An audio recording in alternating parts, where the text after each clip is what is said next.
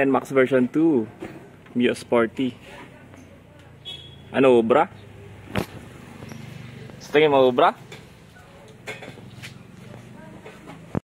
So ayun mga kamods, papunta tayo ngayon. Subukan natin testing yung binabalak kong NMAX 5 kakabit sa 4 valve natin. Subukan natin kung makakatakbo. Biyahe tayo sa Sabado testing. Shoutout para sa mga kasama natin. At syempre kay Pats. O, tara na!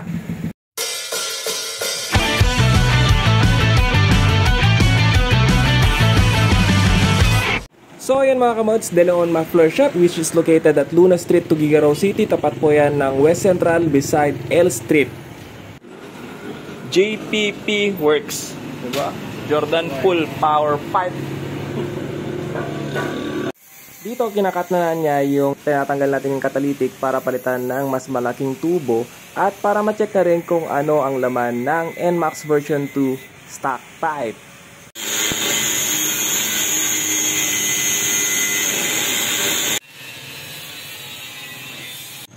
Bale, paano yung... Ay, yung maliit na yan. Diretso na yan. Labas yung ano. Para saan yung isa? Di ba kaya dito siya? Ay, papasok mo na dyan. Tapos iikot. Iikot dito sa chamber. Saka labas dito. Then papasok mo dito palabas. Bale, hindi din to sakal. Pwede. Pero ano yung itsura dito? Butas-butas lang. Ito. Ayun yung butas-butas. Nasa dulo. Tapos butas lang din to. Tapos babalik. Tapos lalabas dito. Yung catalytic niyan, doon na. Naiwalay na yung catalytic. Eh, paano din? Eh, kung lakayan na lang kaya natin to. Para yan na yung dudugtong. Hindi na natin tatanggalin. Kaya. Pero ba't mas hinuhuli ang modified pipe kesa sa thermal market pipe? Hindi ko alam actually. Modified. Sana po to.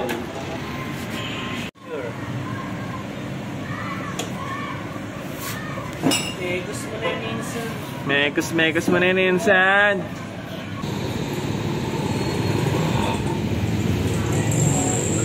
Bilis oh. Meron?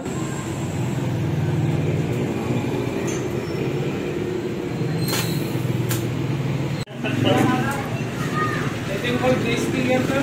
Oh, yan nga yung ano. Yung OG. What?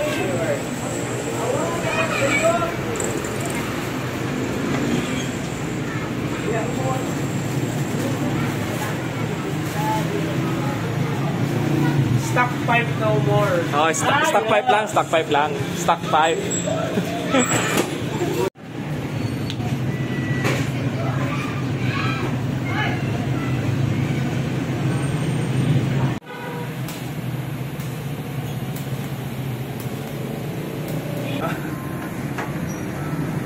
Okay, yeah.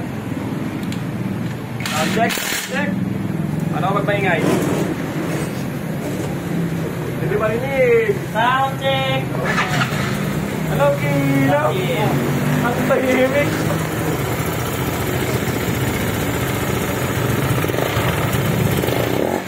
Uy! Ano?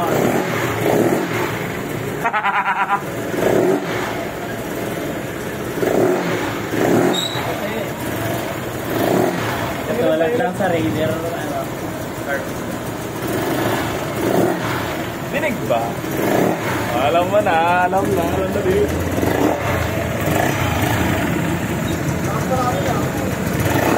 Oh.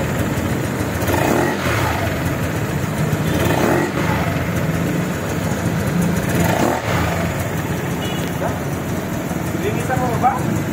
Ito, karasinless. Ano, yan na. Yung ano na lang, yung pinagtanggalan natin ng bracket. Ano yan boy? Stock lang yan! Ayos!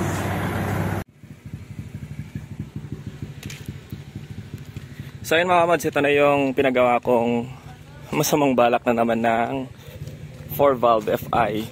Is kinabitan natin siya ng NMAX version 2 pipe. Bakit version 2? Okay. Alam mo naman yung mga version 2 na NMAX, Aerox version 2 is meron silang catalytic converter. Nandito part yun. Para labas ito na yung catalytic converter. Maya-maya masukatin natin kung anong size yan. Bali, ito yung kaibahan nila. Ito, meron tong sa Aerox naman. Kay Arwin, shoutout sa'yo, Paps. Ayan, wala silang catalytic converter dito. Which is, yung catalytic converter is nasa loob. Pinakita naman ni Paps Jordan ng DeLeon Muffler Works. Ayan. Doon sa West Central po yun, Tugigraw City. Kung sakaling may balak magpagawa ng mga pipe, punta lang po kayo, tapat ng West Central. Ayan, tabi ng L Street, yung shop ng DeLeon Muffler. At hanapin si JPP Works. Jordan Pool Pipe. Ayan. Ngayon, bakit ito yung choice of pipe natin? Diba, yung unang video ko is ginamitan ko siya ng 4DO pipe. Pero may catalytic converter sa loob. Ang kaibahan nito is wala. Straight. Paano naging straight? Okay? Kung napatakbo ko siya sa stock pipe ng Fino na 4DO, tapos nag-open pipe din tayo, bakit pa ako nagganito ulit? Kasi for the reason na susubukan natin kung anong kaibahan nila at kung makakatakbo siya gamit ito. Actually, po pwede to kahit 66, mga ganyan. Siguro, susukatin pa natin, susubukan natin, tapos susubukan natin sa mga susunod na set natin. Okay, yung pipe nito, ang measurement nito is, ang laki laki talaga.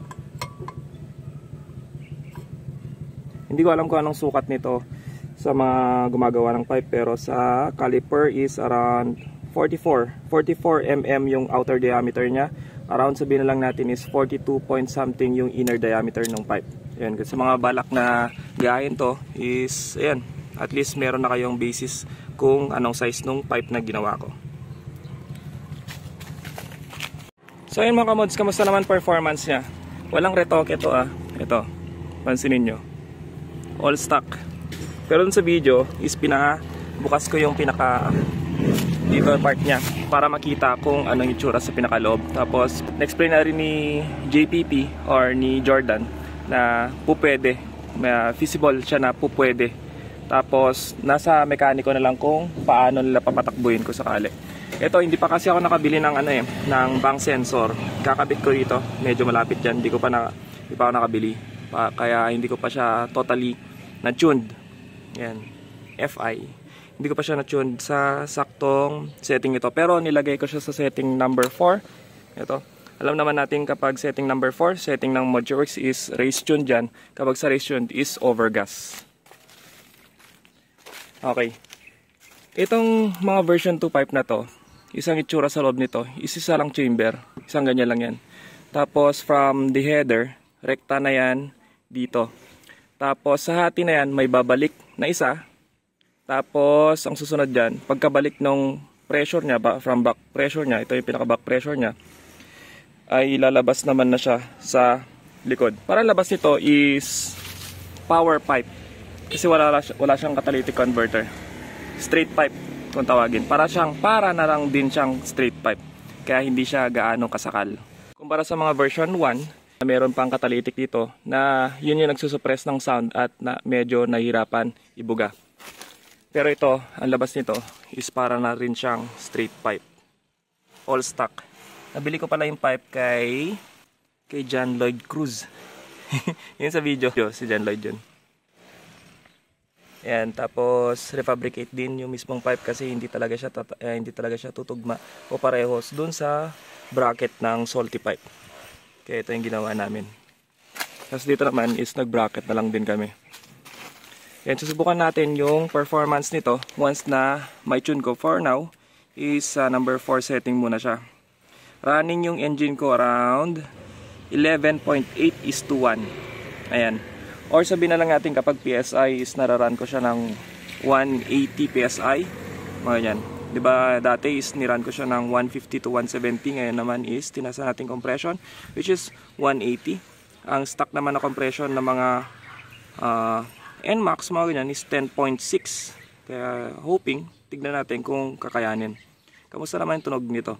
Ang tunog nito, ayan, ang tunog nito is para siyang salty pipe na meron siyang AIS or Air Induction System na yung mismong or EGR o anong tawag doon, correct me if I'm wrong, yung pabalik dito papunta sa airbox na unburned gases is sisipsipin o higupin ulit na mismong airbox papunta sa intake manifold para kung ano man yung unburned gases o yung usok na yun is the burn ng ating chamber.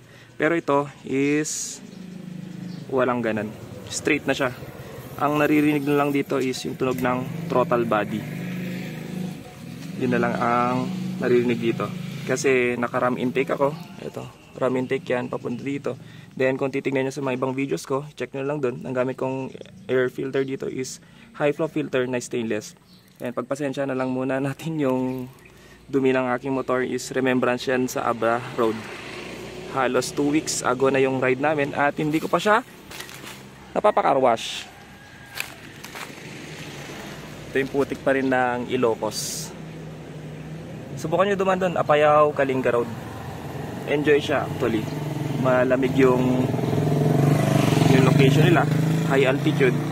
Tapos may mga ginagawang daan pero kaya naman ng mga motor natin. Wag lang yung landslide talaga kasi doon sa kabila papuntang Salsona is masyadong mataas pa yung putik kaya hindi kami dumaan doon. Umikot kami through Narvacan. Dumaan pa kami ng Vigan at papuntang pabalik ng Lawag. Yun yung nangyari sa ride namin last time. Shout out din natin yung kagawad natin na yun. Junel! Then yung update naman sa Yamazuki project natin is until now is measuring stage pa rin tayo sa base plate kasi hindi tumatama yung mismong chain, napakasikip sa part ng chain niya. Ngayon, nag-uusap pa rin naman kami ni Popset. Shout out sa Setworks sa Ilocos Sur. Yan, salamat sa mga measurement. Tapos update na lang sakali. Update ko rin kung paano natin gagawing reader, head and block yung isang motor natin. Tapos mga ganito din siguro gagawin nating tubo. Pero ang gagamitin ko doon ni M3 pipe, open pipe. Ito naman is for daily natin. Kaya nga yan, napakadumi. Patunay na daily talaga yan.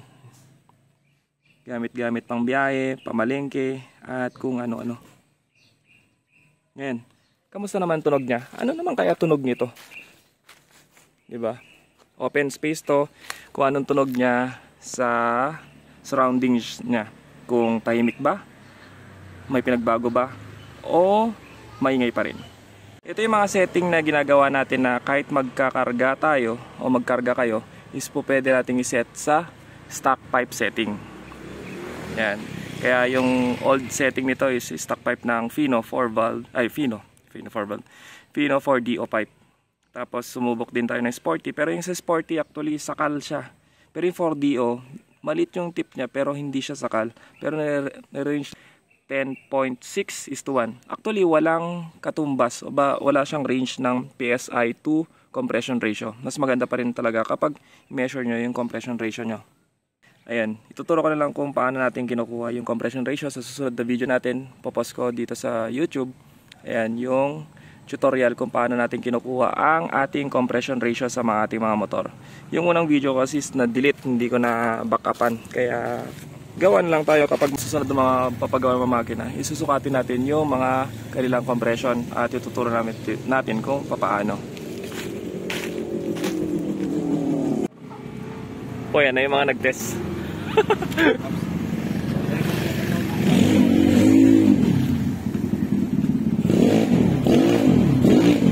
Kaya na mga kamusta? Okay naman. Papalit ulit ako? Nang Hindi, babalik yung giring niya. ba't nagdala ka na lang sana ng gearing doon? Ay, ng gamit. Ang layo-layo nyo mag-test eh. Pakinggan natin na palayo. Sige, start mo na. Natunog. Pakinggan natin na palayo. Sige, sisimula mo pa dyan.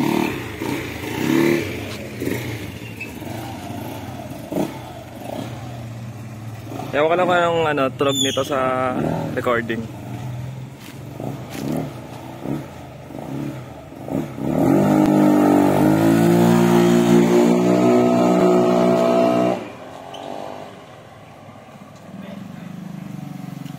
Tahimik na siya pagdating doon, Throttle body na lang yung naririnig dahil doon sa ram intake. Pakinggan natin na malayo.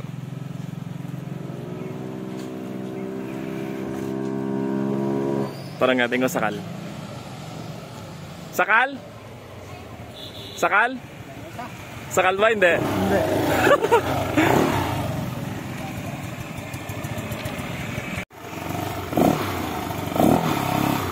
Ano narinig mo? Throttle body, no? Oo. Wala pa sa tono yan. Wala pa akong bang. Ano, no? Stuck na umaalis. Para siyang salty pipe. Ano, power bomb na kasi ito. Ayun nga, parang yan yung pinaka-catalytic niya. Ayun, sobrang lagay niya. Yung